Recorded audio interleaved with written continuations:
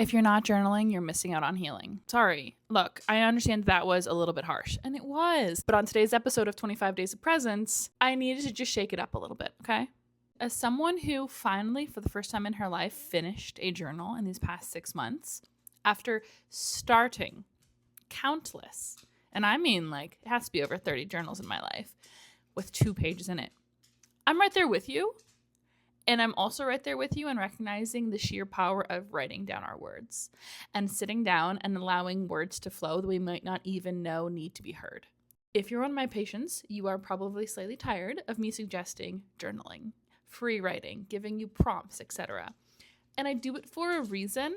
And to be honest, the first part of that reason is because it's been so beneficial in my own healing journey. The brain really integrates differently when we are moving hand, pen, paper, and we're involving the body with our thoughts and using that as a catharsis to get things out. That's why I love free writing in particular. And by free writing, I mean I'll set a 5-minute timer, although honestly, sometimes I do 20 minutes now. And the one rule is to not stop writing. It doesn't have to make sense. It doesn't even have to be legible. It's definitely not meant to be read after the fact. It is serving as an outlet so that whatever is up here that is not in the frontal lobe, is not front of mind, is not a conscious thought, but is something that wants to be seen and heard and validated, has a place to be seen and heard and validated.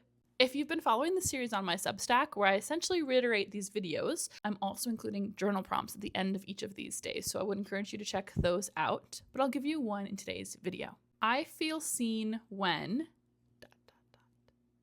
Maybe this is about other people seeing you. Maybe this is about you seeing yourself. Maybe that's where the prompt starts, and in 2 sentences, it's in a completely different subject, and that is so okay, because sometimes we just need a place to start. So get yourself a journal you really like. This is the one I'm working through now. This one was Mom's. I want to gut it and then use it because it's just like the energy of this. Are you kidding me? I feel like a literate, polyglot, professor-esque academia. More adjectives like that I feel when I hold this. But whatever it is, I encourage you to pick up a journal and just play with what writing feels like. The last note to this, I will say, is I deeply encourage you, and I think this does not get talked enough when we talk about journaling, I deeply encourage you to move afterwards. Go on a short walk, dance around a room for a song, look around the room and kind of bring yourself back to your body, especially if the journaling session became more emotionally intense than we had anticipated. And hydrate with some water and then move on with your day.